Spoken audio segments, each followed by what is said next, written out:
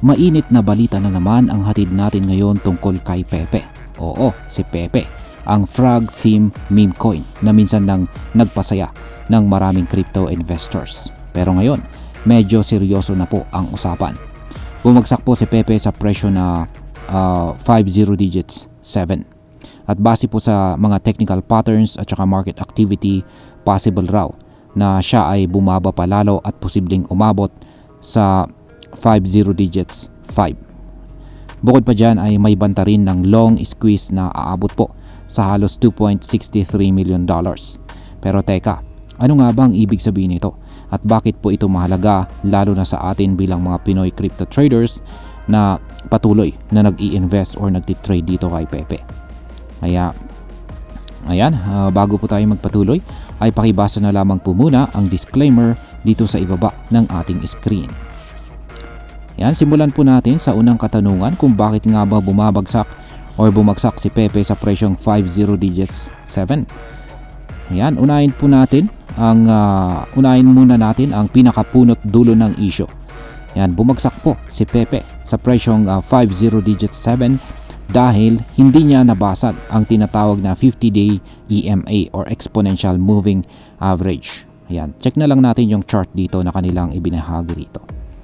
Ayan, yung 50 EMA rito. Ayan, yan po yung kulay orange na linya dito sa ating chart. Ayan, 50. Tapos 100 po yata yung kulay green. Tapos yung kulay blue is yan po yung 200. Ayan, mga EMAs, mga moving averages po yan. Ayan, ang dahilan po yan ay hindi po niya nabasag yan. Kitang-kita po natin dito na 2 beses na po siyang nagkaroon ng rejection dito sa 50-day EMA natin dito. Kaya, ayan. Ito po yung yan, average. Sa mga hindi po nakakaalam ay ito po yung average price ng coin nitong nakaraang 50 days. Pero binibigyan ng mas malaking timbang ang mga recent days. Kaya yan po ang 50-day EMA natin dito. Kapag hindi po kasi nabasag, kasi ngayon ay nagsisilbi po itong resistance ngayon. Kapag hindi po nabasag ito ay kadalasang sinyalis po yan na malakas pa rin po ang selling pressure. Ayan, nangyari po ito kasabay ng pagbaba ni Bitcoin sa ilalim ng presyong $84,000. Kapag bumababa po kasi si Bitcoin, automatic na nadadamay ang ibang mga altcoins, lalo na ang mga meme coins gaya po ni na Dogecoin, Shiba Inu at saka maging itong si Pepe. Sa loob lang ng 24 oras ay bumaba po ng 3% hanggang 5% ang mga ito. Para kay Pepe ay hindi lang simpleng retracement ang nangyari. Lumalabas na ang previous bullish momentum ay unti-unti nang humihina.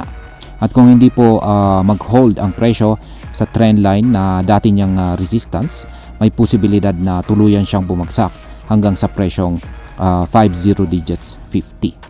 Kaya yan. Ngayon is paliwanag naman po natin kung ano ang ibig sabihin ng long squeeze at bakit po ito mahalaga. Ayan, ang long squeeze. Yan, kung narinig mo na ba ang salitang long squeeze? Yan, sa Tagalog ay isipin mo na lang na maraming traders ang tumataya na tataas ang presyo ni Pepe. Kaya pumasok sila sa tinatawag na long positions. Yan, sa futures trading po yan. Nagbukas sila ng long entry positions. Pero kapag hindi tumaas ang presyo, kundi bumaba pa, mapipilitang i-close po ng mga traders ang kanilang long positions ng may malaking talo or lugi. Kaya kapag sabay-sabay po itong nangyari, ito po yung tinatawag natin na long squeeze. Ayan. Yung kabaliktaran naman po is short squeeze. Yan, ayon po sa datos ay kapag bumaba pa itong si Pepe sa presyong 50 digits 689, maaari pong ma-liquidate ang halos $2.63 million na mga naka-long positions. Ibig sabihin ay maraming traders ang mawawalan ng pera sa isang bagsakan at ito ay pwedeng magdulot ng matinding pagbaba ng presyo dahil sa panic selling. Ngayon is may pag-asa pa ba na tumaas ulit itong si Pepe? Yan, kahit na meron pong banta ng isang long squeeze, may mga crypto analyst na patuloy pong naniniwala na may chance pa rin itong si Pepe na bumalik or makabangon pataas sa presyo. Kung mag-hold po ang kanyang current trend support at magkakaroon ng tinatawag na successful retest, maaaring umangat po ulit ang presyo niya pabalik sa 50-day EMA na nasa mga presyong 50 digits 78. Pero kung hindi at tuluyan siyang bumagsak, ang next target po ay nakaabang dito sa presyong 50 digits 62. At kung hindi pa rin mananatili ang presyo ni Pepe rito, ayun na nga, possible na ang susunod niyang babagsakang presyo ay ang 50 digits 50. Ayan. Ngayon is dito naman po tayo sa tungkol sa mga hackers. Ayan, meron ba talagang mga hacker na nag-iipon or nag-accumulate ng Pepe? Yan, ito ang isa sa pinakakakaibang parte ng balita ngayon dito tungkol kay Pepe. Sa loob lamang po ng 24 oras ay may 5 bagong crypto wallets na bumili ng 611 billion na Pepe. Ayan, na may value na humigit kumulang $4.28 million. Kaya ang laki po niyan. Pero ang mas nakakagulat dito ay kung saan nanggaling ang pondo ng mga wallets na ito. Lahat sila ay pinondohan gamit ang Ethereum na galing naman po sa Tornado Cash, isang decentralized crypto mixer na kadalasang ginagamit para i-anonymize ang mga transaction. At kung susuriin natin, posibleng mga hacker ang nasa likod ng mga pagbiling ito. Kaya ang tanong, bakit biglang interesado ang mga ito kay Pepe? Alam ba nila ang hindi natin alam? O nagsisimula na ba ang tinatawag nilang accumulation phase bago ang isang biglaang pagtaas? Yan. Ngayon is dito naman po tayo sa mga technical indicators. Ayan, kung ano naman po ang sinasabi ng mga technical indicators natin dito. Balikan po natin yung ating chart. Yan, at unahin po natin yung MACD. Ayan, MACD na technical indicators natin dito. Ayan, ang MACD or Moving Average Convergence Divergence. At ang signal lines ay makikita natin dito na papunta na sa tinatawag na negative crossover. Ito ay senyalis ng paghina ng bullish momentum. Kapag nangyari ito, maaari itong magbigay ng signal ng panibagong downtrend. Yan yung nandito po sa ibabang bahagi ng ating chart na ito, ayan po yung MACD natin. Kaya ayan po ulit, bantayan po natin yung kanyang signal kasi maaari po itong magbigay ng downtrend na signal. Yan, bukod pa dyan ay kahit na tumaas po ang long and short ratio at umabot po sa 55.9% ang mga bullish positions, hindi pa rin ito sapat kung patuloy po ang pagbaba ng presyo. Ayan, yan po ang long and short ratio nitong si Pepe. Ayan. At uulitin ko, maski patuloy po ang pagbaba ng presyo nito ay hindi pa rin po ito sapat.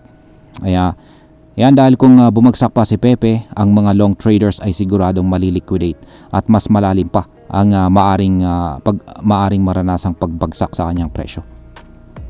Ngayon is pag-usapan naman po natin ang posibleng maging epekto nito para sa atin bilang mga Pinoy crypto investors ni Pepe.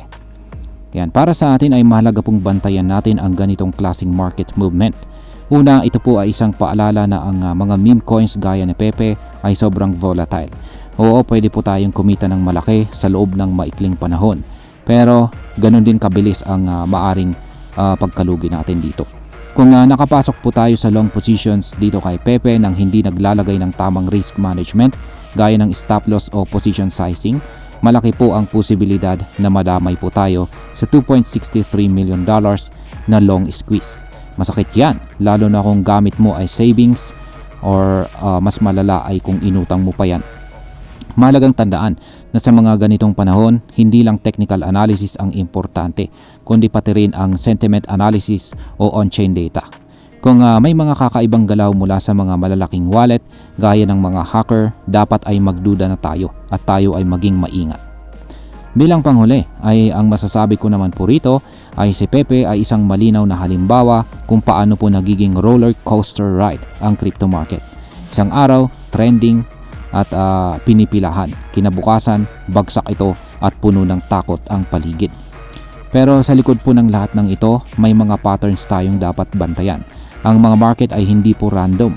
Kapag ang mga malalaking players ay nag-uumpisang mag-accumulate, maaring may malaking balita o galaw silang inaasahan. Pero hindi po ito garantisado, lalo na kung may mga palatandaan na galing ito sa mga questionable na sources tulad ng Tornado Cash. Kung ikaw po ay baguhan pa lamang dito sa crypto, gamitin mo ang ganitong balita bilang leksyon. Huwag pong basta-basta pumasok sa hype. Mag-aral, magtanong at matutong magbasa ng charts at saka balita. At kung matagal ka naman sa industriya, alam mo na dapat na ang ganitong klaseng volatility ay bahagi ng buhay natin bilang mga crypto trader. Pero hindi ito dahilan para maging pabaya. Palaging maghanda, magplano at higit po sa lahat ay maging disiplinado. At ayan, hanggang dito na lamang po tayo sa video na ito mga ka-crypto. Marami pong salamat sa panonood. Ingat po tayo lagi at God bless po sa ating lahat.